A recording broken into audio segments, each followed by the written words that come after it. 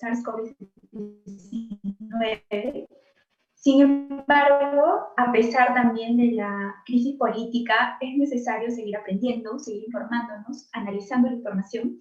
Y para esto tenemos hoy día una entrevista, contamos con una invitada de lujo, Patricia Nostroza, profesora de Centrum, asesora de riesgos financieros y prevención del lavado de activos. Buenas noches, estimada Patricia. Estamos encantados de tenerte esta noche aquí. Por favor, si quisieras o te gustaría agregar algo más a tu presentación. No, Angeli, muchas gracias más bien por su invitación y espero que de verdad sea productiva esta entrevista o que les parezca productiva porque tenemos cantidad de información que no suele circular mucho, ¿no? Porque el tema de riesgos financieros está como allí, en una cápsula dentro de la banca. Así que me parece súper interesante poder hablar de estos tópicos con respecto al tema del COVID. Así que nada, muchas gracias más bien, chicos, y nada. No, gracias a ti, Patricia. Bueno, actualmente seguimos atravesando esta pandemia, ya casi vamos a cumplir un año desde que empezó todo aquí en Perú al menos, y en medio de esta inestabilidad política, lo cual influye en las fluctuaciones de la bolsa de valores, desde tu punto de vista, estimada Patricia, ¿cuál es la comparación correcta, las diferencias y similitudes entre la crisis del 2008 y la actual pandemia? Uy, muchísimas, ¿no?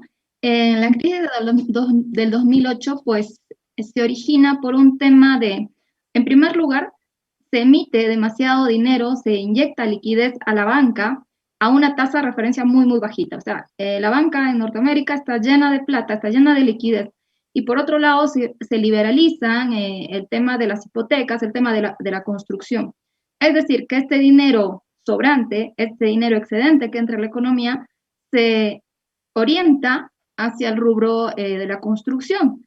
Ok, entonces muchos bancos empiezan a notar que hay facilidades para prestar a las personas, ok, con cargo que tienen exceso de liquidez y que, ojo, acababa de terminar la crisis.com y esta crisis.com había originado lo que se llama un credit crunch por parte de la banca.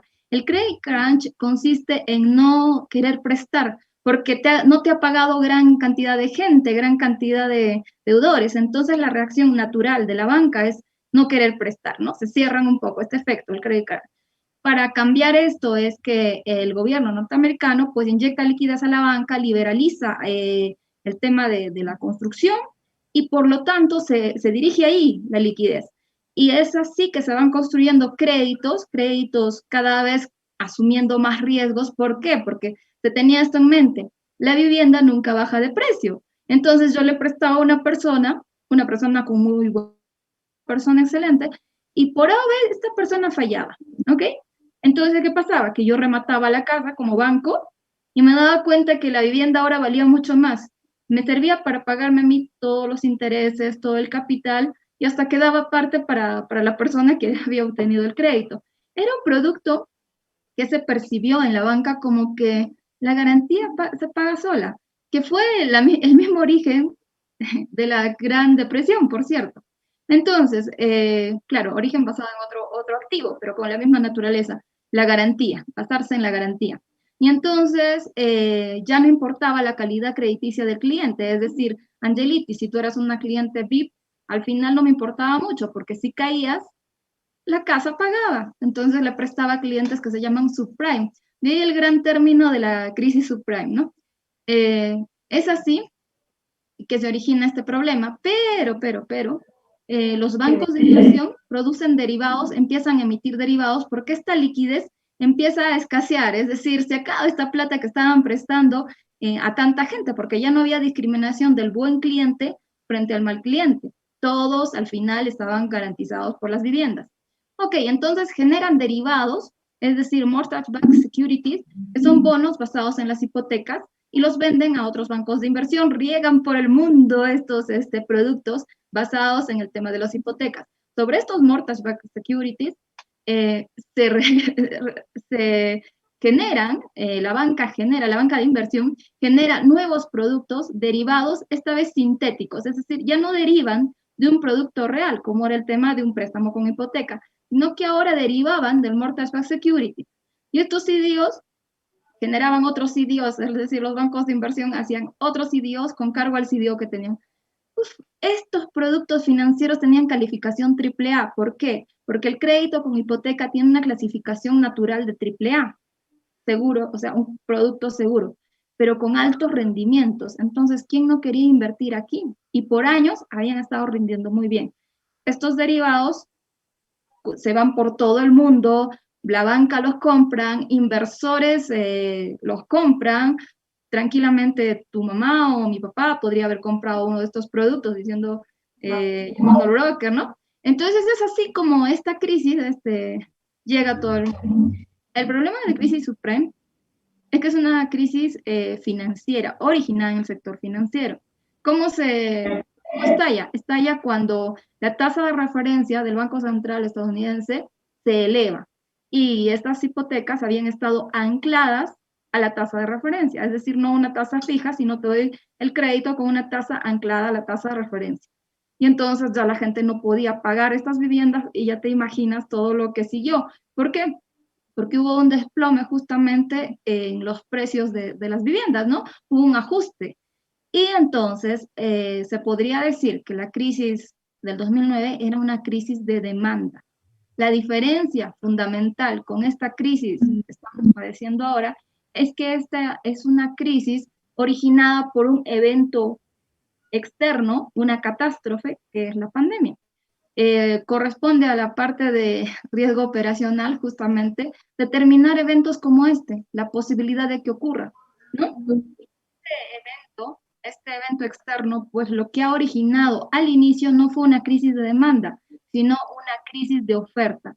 ¿Por qué? Porque las empresas se paralizaron, apenas empieza esto, te hablo de hace un año, las empresas se paralizan por completo y por lo tanto no producen. Empieza una paralización de la producción. Cuando tú dejas de producir, pues dejas de pagar empleados, dejas de contratar proveedores, etc.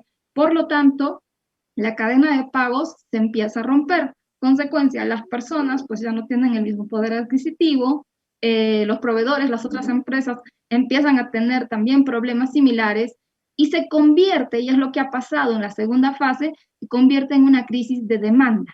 O sea, lo tenemos todo.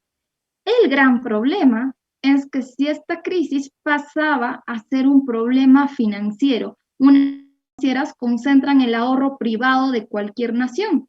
Es decir, yo quiero que entiendan esto, si un banco quiebra y supongamos que no existe ningún rescate, el capital aportado por los accionistas es muy pequeño. El dinero que está en juego es de los depositantes, ¿no? Entonces, sí, eso sería la diferencia básicamente, que los eventos que lo originan que es una crisis de demanda y que en el caso de la crisis que estamos pasando en este momento es una crisis de oferta y luego de demanda, y una crisis que ahora sea todavía día o momento para ver la salida, ¿no? Estamos inmersos, a diferencia de la crisis subprime, en la cual pues tenía un tiempo límite. Claro. Sí, muy interesante, Patricia. Es bueno tener un poco claro las diferencias, ¿no? Porque mucho se habla y hay muchas personas que han comparado la crisis, pero no teníamos claro exactamente cuál era el punto de diferencia. Y bueno, dada esta comparación, desde tu punto de vista como especialista en riesgos, ¿cuáles crees que deberían ser los cambios a realizarse o tal vez mejoras en el área de gestión de riesgos crediticios, sobre todo, ahora, ¿no? En la actual disminución inusual de la demanda de bienes y servicios? Ok. En primer lugar, tenemos que entender que no, si estamos hablando del país, del Perú, tenemos un sector, o sea, un gran sector informal. Y este gran sector informal está muy sobreendeudado. Está, o sea, sí muestra características de sobreendeudamiento. Algo que no ocurre en otros países y por lo tanto no hay un impacto tan fuerte en otros países como si en nuestro país. Tú te habrás dado cuenta que nuestro PBI ha caído poco nunca, parecemos la peor gestión, ¿no? Y no es que hayamos tomado medidas muy diferentes a la de otros países. Lo que pasa es que nuestra economía estructuralmente es muy distinta. Y entonces puedes ver tasas de interés a créditos corporativos, por ejemplo, del orden del 8%, 5%, 6%, Y puedes ver otros créditos a microempresas del orden del 50%. Y tú dirás, esto es por maldad de alguien. Y yo te diré, no, es porque este 50% tiene que cubrir la cantidad de clientes que no van a pagar, aparte de pagar todos los gastos operativos, el costo del financiamiento, entre otros. Entonces, de acuerdo al nivel de riesgo, es que se otorga la tasa.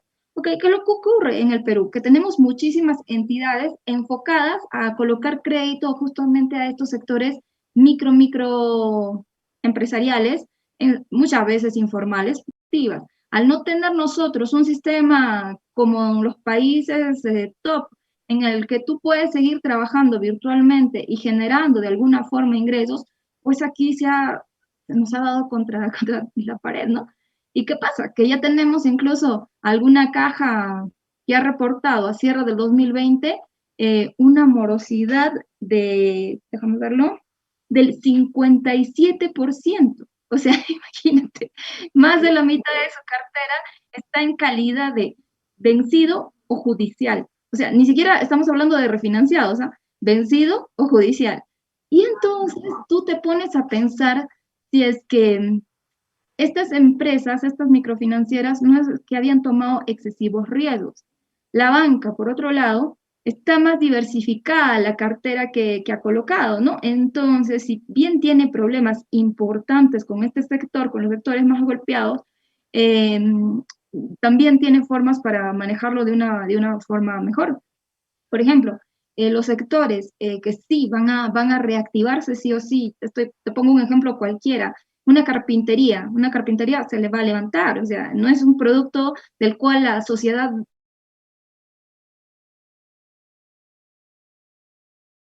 vamos a seguir necesitando. Entonces, este tipo de sectores, pues, se van a reactivar. El tema es darles facilidades, ayudas, porque lo que le importa a la entidad financiera es que al final le devuelvan sobre todo el capital prestado, porque ese capital prestado, acuérdate, es el dinero de los depositantes, ¿no? Entonces, ahí está la importancia. De hecho, la SBS lanzó la 1870, la resolución 1870, dando o pidiendo a las entidades, ¿no? Básicamente es, o que ayuden con la baja de intereses, o que ayuden con el tema de cuotas más chiquitas y extender el tiempo, no importa, mucho más, un plazo mucho más largo, eh, condonar todos los intereses generados, comisiones, etc. Porque el problema de la reprogramación es que tú, por ejemplo, tienes una deuda de 10.000 soles con una tasa de interés del 20%, y dices, ok, quiero que todo este año no pagar la deuda, ok. Todo ese 20% se va a convertir en capital y ya vas a tener a fin de año, si fuera interés simple, vamos a ponerlo simple, te deberías 12.000 soles. Y entonces se vuelve una deuda, si te das cuenta, impagable a lo largo del tiempo. Entonces, condonar ese dinero. Ahora, el problema para la banca y para las microfinancieras sobre todo es que sus ingresos son ese interés. Si tú les obligas a renunciar a esos ingresos, podrías estar llevando a la quiebra a muchas entidades. Entonces, lo que toca ahora por la parte de riesgo de crédito es evaluar a cada cliente, ¿ok? Para darle las facilidades acordes a si su actividad se está o no reactivando, y sí, no toca más que ayudarlos, ¿no? Esta resolución sirve muy bien para orientarnos en cómo ayudarlos. Ojo, que lo que todavía no se ve lo que realmente va a pasar. Las reprogramaciones vencen estos meses, entre enero, febrero y marzo. Y allí, si es que no se vuelve a reprogramar, realmente se va a ver el impacto en las financieras. Lo que yo te voy diciendo es que las microfinancieras, muchísimas de ellas no van a sobrevivir a eso. Y para ello van a tener que entrar al tema de fusiones. Realmente estamos en una situación bien complicada. Así es que ayudar a que esa persona que te debe salga del problema es lo que las entidades financieras más les conviene en este momento. Y he visto, ¿no? He visto muchísimos casos de entidades, sobre todo las más fuertes, ¿no? Pueden trabajar estos temas y los están trabajando. Bajas increíbles de las tasas de interés, o sea, en serio, a una cuarta parte de lo que era tu tasa, eh, con donaciones, etc. O sea, esa es la única forma en la que tú sabes que si bien no a corto, al menos a mediano plazo vas a recuperar ese dinero que le prestaste a estas personas. Ujú. Muy interesante, claro. Sí, van a tener que reducir sus tasas de interés y esperemos que estas entidades tomen esas medidas, ¿no? Y las tomen pronto para que puedan sobrevivir. Bueno, ahora que hemos analizado un poco la situación, la hemos comparado también con el pasado, ahora retrocediendo un poquito, Patricia, tú que eres una especialista en riesgos, ¿alguna vez los especialistas en riesgos, en algún estudio tal vez, previeron una situación extrema como la que estamos viviendo debido a la pandemia? Sí y no. Es decir, dentro de la gestión de riesgos financieros hay 4 riesgos financieros. 3 de naturaleza netamente financiera y un riesgo que se incluye y por el que Basilea, que es el organismo que se encarga del monitoreo de riesgos, lo incluye en la gestión de la banca. Y son estos. Primero tenemos el riesgo más lógico, el riesgo de crédito, la probabilidad de que haya incumplimiento de pago. Está clarísimo, ¿no? Yo doy un crédito, probabilidad de que no me paguen. Segundo tipo de riesgo financiero, el riesgo de mercado, y es la probabilidad de que mis activos, ¿ok? De que la volatilidad de los precios afecten a mis activos. Por ejemplo, tengo muchos dólares, ¿ok? Como activo. Si es que el precio cae, me perjudica negativamente, ¿no? Fácil de entender como una acción. Si tengo un Tesla y mañana cae 500, voy a estar un poquito mal, por no decir con una pérdida importante. Tenemos también el riesgo de liquidez, y es la dificultad para hacer frente a nuestros pasivos a corto plazo. Y luego vamos a hablar de riesgo de liquidez, que tiene mucho que ver con esa crisis. Y por último, tenemos el riesgo operacional. Dentro del trabajo del riesgo, perdón, dentro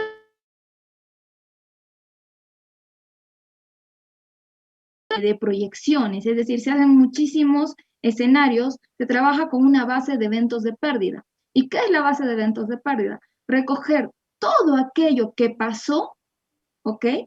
Todo aquello que puede pasar y que puede originar pérdidas en las entidades, ocasionados por 4 factores: personas, procesos, tecnología de la información o eventos externos. Nosotros ya teníamos, por ejemplo, el tema de la pandemia anterior, que fue la H1N1, como un claro orientador de que tenías que registrar pandemia en tus eventos de pérdida, así como tú colocas probabilidad de que roben, ¿ok? De local, o probabilidad de pérdida ocasionada porque haya un imperfecto en algo, que se caiga el sistema. Igual, tenías que registrar, o sea toda la banca en general, pues cualquier banco que tenga el riesgo operacional mapeado, tenía que colocar el tema de probabilidad de pérdida ocasionada por una pandemia, ¿no?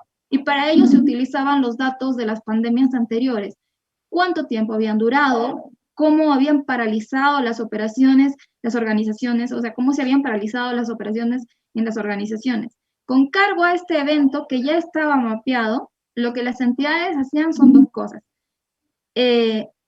Tratar de evaluar cuál es la probabilidad de que vuelva a ocurrir, ¿ok? Y acá era una probabilidad muy rara, se ponía así, se medía, ¿no? La probabilidad de que ocurra una pandemia. Pero la probabilidad muy baja.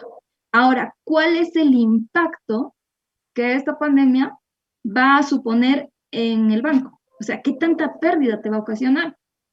Entonces, con base a la información histórica, se podía asumir cuánto tiempo, gracias al tema de la H1N1, habían estado paralizadas las operaciones. O sea, se podía hacer un tipo de proyección basada en la historia, ¿no? Eh, bueno, de ahí tocaba crear un plan de continuidad de negocio. ¿Y qué suponía esto? Contar, por ejemplo, con telecomunicaciones suficientemente capaces para que el personal pueda trabajar desde casa. Y es así como, si tú te fijas, muchísimas entidades financieras no han tenido ningún problema para adaptarse a la virtualidad. Ese no ha sido un problema importante para ellas, en el tema con respecto al plan de continuidad de negocio.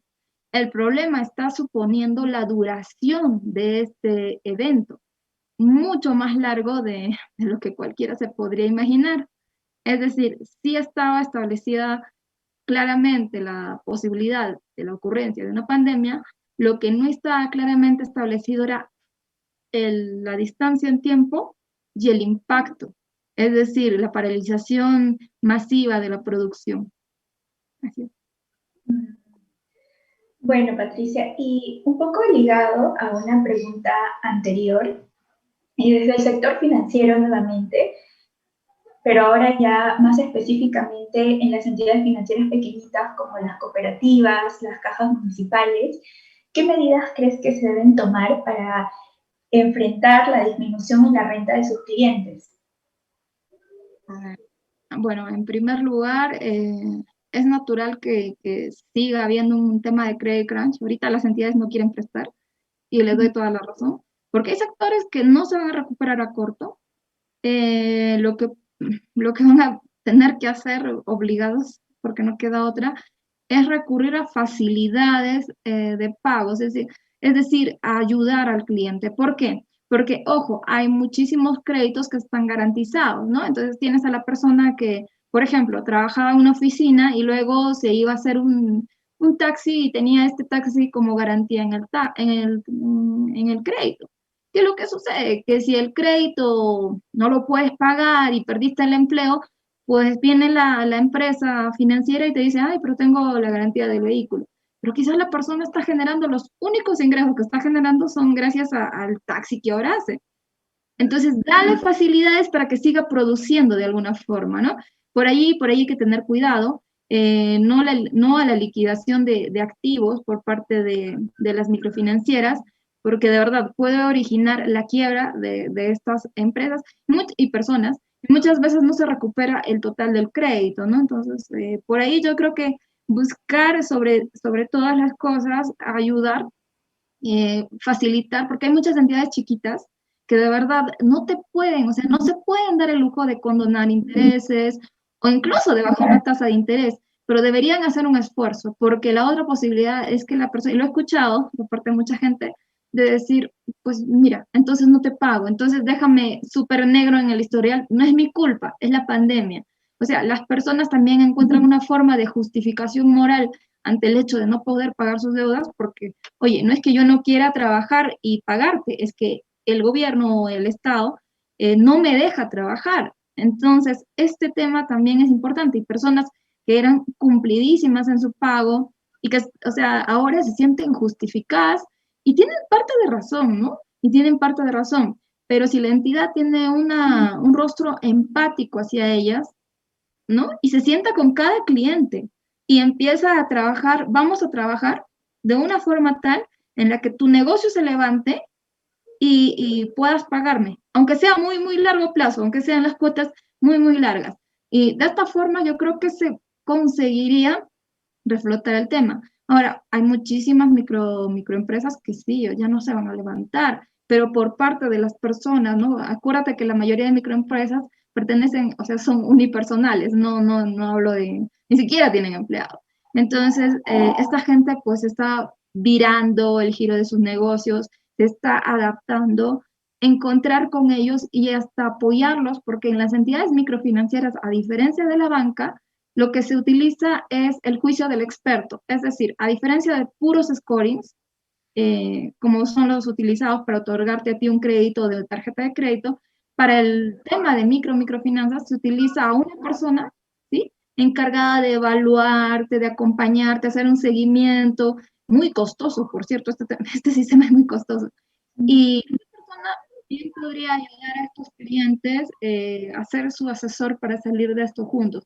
Yo creo que va a ser un trabajo complicado, pero es lo que toca, ¿no? Así es. Claro. Bueno, y ahora que ya hemos hablado sobre las entidades financieras, ahora desde un punto de vista más del cliente y centrándonos mucho más en lo microeconómico, ¿qué se le puede sugerir a las microempresas peruanas, a los hogares peruanos, para que puedan enfrentar los riesgos crediticios? Austeridad. La verdad es que lamentablemente en el Perú no tenemos una gran cultura del ahorro y es casi universal esto, por qué no decirlo. Pero cuando tú sufres un problema de liquidez, y es lo que está pasando con las microempresas o con las familias, lo que está pasando es que se están enfrentando a una falta de liquidez, ¿no?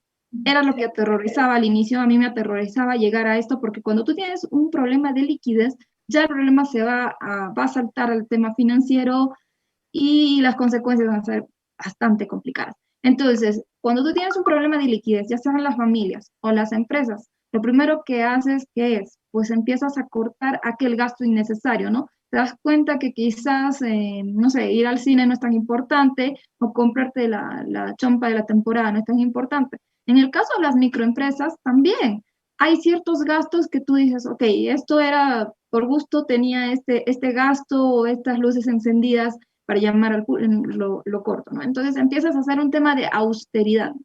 Luego de pasar por el tema de austeridad, es decir, cortar gastos que no vayan a incidir en la productividad de tu negocio, pasas ya a un tema complicado, que es en el que estamos, que es el endeudamiento. Y muchísimas, pero muchísimas personas, familias y empresas han caído en este problema.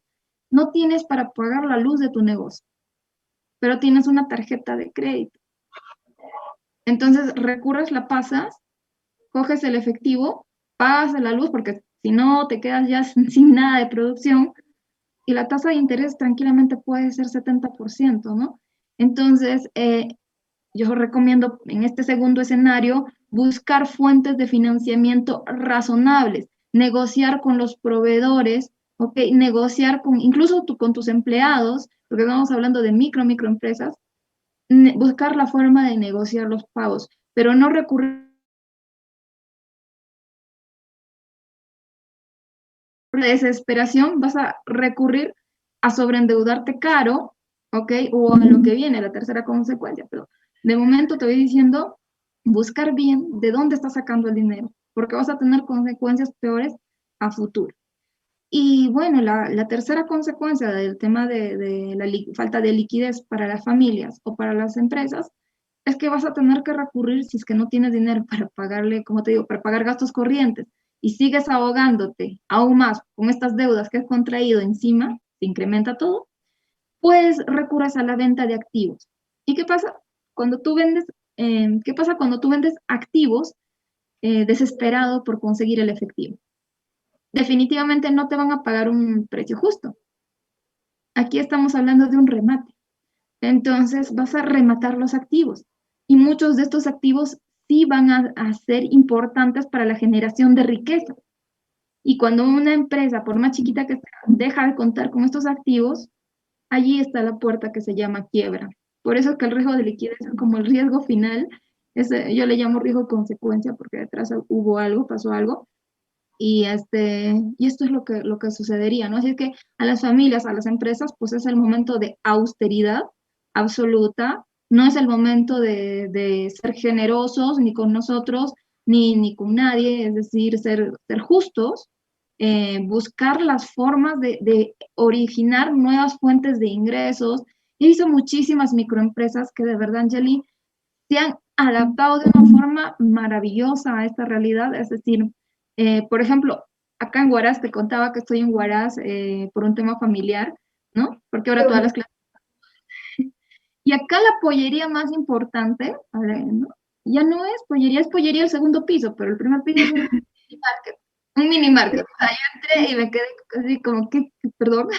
Entonces te das cuenta que hasta la empresa, no sé, con mayor reputación y bien conocida, pues agarra y no tiene miedo de cambiar y adaptarse, ¿no? Y convertirse en un mini market. También lo mismo ha pasado con, vamos a decir, la discoteca que es emblemática acá en Huaraz, se ha convertido en un restaurante, ¿no? Se ha convertido en un restaurante mostrando una altísima capacidad para cambiar el giro del negocio. Sabemos que de acá mucho tiempo las discotecas no se van a poder abrir, pero los restaurantes sí, y se pueden hacer deliveries. Entonces, esa capacidad de cambio es muy buena. Otro caso más, nadie está vendiendo ropa. O sea, es muy difícil vender ropa, pero hay ropa que sí se vende y estamos hablando de pijamas, buzos, chompas. Acá en Huaraz los suéteres salen mucho por el tema del frío. Yo llegué y me compré como 5. Entonces, que hay una, por ejemplo, en Huaraz, la gente que sabe adaptarse, lo que ha hecho es crear sus pequeñas tiendas en Facebook Marketplace, no sé si lo ubicas. Me ha sorprendido porque por ahí están vendiendo todo y sobre todo, exacto, ¿no? Y lo que se necesita acá. Entonces, otro tema, los gimnasios están cerrados, pero los que entrenamos sufrimos. Entonces, ¿qué es lo que ha hecho mucha gente? Se ha puesto a vender equipos para que tú hagas gimnasia en casa. Y son pequeños, o sea, equipos no tienen que ser tan costosos como una máquina, etcétera. Y todo esto a través de la venta por internet. Entonces, hay formas de salir adelante, es difícil, es muy difícil, es un reto. Cuanto más grande sea el capital de la empresa, más difícil es cambiar el giro del negocio. Ojo, cuando tú más, tengas más flexibilidad y estés menos anclado a tu sector, pues más fácil vas a poder moverte, ¿no? Cuanta menos mercadería tengas, va a ser más fácil para ti. Entonces, por allí, ¿no? Las empresas, en primer lugar, austeridad. No es el momento de nada, literalmente de ningún gasto que no sea exclusivamente necesario. En segundo lugar, y lo mismo va para las familias. Y en segundo lugar, mucho cuidado con el endeudamiento. Y las empresas en general ya no te están prestando, ¿no? Las entidades han fortalecido sus scorings, están enfocándose en los buenos clientes nada más, pero la verdad es que ahorita no hay mucha accesibilidad al crédito para estas personas, salvo los créditos que el gobierno está destinando para rescatar al empresariado. Y estos créditos que el gobierno está destinando para rescatar al empresariado, si bien fluyen por el banco, están garantizados por el Estado. ¿Por qué? Porque acuérdate, si fuera dinero del banco, el dinero que están arriesgando es el ahorro privado de la nación. No puedes arriesgar esto de forma tan libre y contenta. Entonces, por ahí es que el gobierno armó Reactiva, que era un tema más que nada para que el dinero siga circulando, ¿eh? No era que la empresa a la que prestaron es la suertuda, sino que esa empresa le paga a los proveedores y a los empleados, y etcétera. Lo que no esperábamos es que esto iba a continuar tanto y tanto tiempo, ¿no? Estamos a la espera de ver qué sigue saliendo, qué normativas, qué resoluciones siguen saliendo para apoyar tanto a las entidades financieras que la tienen muy difícil, como te digo, muchas chiquitas van a quebrar, como al deudor. O sea, la idea es que no muera ninguno en el camino. Y bueno, eso es lo que te podría decir. No sé si tienes alguna duda adicional. Sí, es muy interesante lo que dices, ¿no? Que sea un ganar-ganar, tanto, o bueno, perder menos en esta situación, porque es difícil, ¿no? Salir muy exitoso en medio de la pandemia, al menos perder menos. Y muy importante también el término de austeridad, que es tan sencillo y a la vez no hay este tema, esta cultura de ahorro en nuestro país. Y también me quedo con una parte muy importante que nos dijiste, que las empresas buscan ahorrar recién cuando ven ya, cuando las papas queman, por decir así, ¿no? Cuando ya hay una pandemia, pero antes de la pandemia, por ejemplo, de repente ejercían gastos innecesarios, se gastaba de más. Entonces, es muy importante no esperar una pandemia, una situación como la que estamos viviendo para recién entrar en el ahorro, ¿no? Y Claro, bueno, bueno, en el caso de las empresas, el tema del ahorro funciona muy, muy diferente que en el caso de las familias, ¿no? Separemos ahí bien los conceptos. Básicamente, el ahorro te va a permitir hacer inversión. Y las empresas han invertido mucho, o sea, el ahorro, pues lo tienes, el dinero no puede estar inmóvil, ¿no? Eso sería capital de ahí inmovilizado. Tienes que invertirlo para generar más riqueza. En el caso de las empresas, en lo que han fallado es en no tener un plan de continuidad de negocio ante una catástrofe de este tipo. Y me refiero a las microempresas en general. O sea, no plantearse, yo te digo que es muy difícil imaginar, va a pasar una pandemia que nos va a detener un año, pero sí te podías imaginar esto. Hace unos 12, 13 años pasó en Ica un terremoto que detuvo la actividad, ¿ok? Local. O sea, tú no podías seguir atendiendo en tu tienda, había destruido todo. Entonces, si tú te planteabas, ¿qué pasaría si aquí, donde estoy, donde fuera que estés, ocurre un terremoto que imposibilita seguir vendiendo? ¿Cómo puedo seguir ganando el pan? ¿Cómo puedo seguir generando riqueza? Entonces, al no haber un plan de continuidad de negocio, es donde se han chocado las empresas. O sea, el tema en las empresas, el ahorro va hacia la inversión. Por ahí no tengo tanto problema. Las familias sí tenían que tener un ahorro y no lo he tenido. Pero en el caso de las empresas, lo que tenían que tener más que nada era un plan de continuidad de negocio. ¿Cómo continúo si pasa un suceso, un evento tan importante que me obliga a no poder estar atendiendo de forma física durante un año? No es un escenario muy imposible, es un escenario súper posible, ¿no? Como te digo, un terremoto nos ha pasado hace relativamente poco tiempo. Así que por ahí va, Angeli. Más bien, nada, gracias, y no sé si quieres comentar algo más. Bueno, a modo de cierre, dada la actual crisis, ¿no? La pandemia, y en miras a la celebración del bicentenario de nuestro país, nos gustaría que nos brindes una reflexión sobre la importancia del sector financiero. Ok, el sector financiero es súper importante porque, como te digo, lo que hace el sector financiero es ser el único mercado en el que los agentes superavitarios y deficitarios, es decir, los agentes que tienen dinero de sobra, que pueden ahorrar, y aquellos agentes que necesitan el dinero, se pueden unir, ¿ok? Sin que, sin que exista riesgo para las personas que están depositando ese dinero. A diferencia de los otros mercados financieros, en el cual no existe este intermediario como tal, en el mercado financiero convencional, como lo conocemos, el financiero con intermediario, el mercado de dinero, pues este intermediario, el banco, la caja, lo que quieras, se encarga de asumir los riesgos, de tal forma que tu dinero no pierde valor en el tiempo porque te pagan una tasa relacionada al de las metas de la inflación, y por otro lado, puede orientar ese dinero y prestarle incluso a aquellos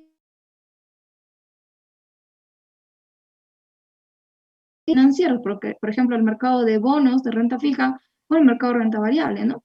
Aquí sí, aquí hasta el microempresario puede de alguna forma acceder a financiamiento. Sin el financiamiento no funcionaría la economía, se paraliza muy pronto, ¿no? Y por otro lado, nosotros necesitamos un lugar en el cual depositar ese dinero que nos sobra, y lo pongo entre comillas porque no es que nos sobre, sino que ahora nos sobra. Vamos a necesitar de acá a 3 meses o de acá a un año. Esa es la función del sistema financiero, el sistema financiero como lo conocemos, ¿no? Y es fundamental, fundamental. Mantiene el ahorro privado de la nación, fomenta o ralentiza, de acuerdo a lo necesario, la actividad económica incluso, ¿no? Entonces, comprendamos que odiar a la banca no es algo bueno, porque mucha gente odia a las entidades financieras o las ve como peor que un monstruo, ¿no? Y no es así. Ellos trabajan pensando en lo que todos pensamos, ganar más y punto, ¿no? ¿Y cómo se gana más? Siendo competitivos. Ellos compiten entre ellos. Y pues las tasas de interés que parecen abusivas lo son de ese calibre por el riesgo que están asumiendo con el respectivo cliente. O sea, si tú le cortas o le fijas una tasa a la banca, pues lo que va a pasar es que simplemente va a decir, ok, entonces el riesgo, los clientes que califican a esta tasa, solo a ellos le voy a prestar. Lo que pasen, pues ya no. Esa es la verdad. Esa es la verdad, y bueno, es todo lo que podría decir, Angeli. Muchas gracias, Patricia, por habernos brindado tu tiempo. Estamos muy agradecidos. Gracias a todos también por habernos acompañado en esta entrevista. Los invitamos a darle like a nuestro video y a seguirnos en nuestras redes, Instagram, Facebook, LinkedIn, y suscribirse a nuestro canal de YouTube. Gracias, Angeli.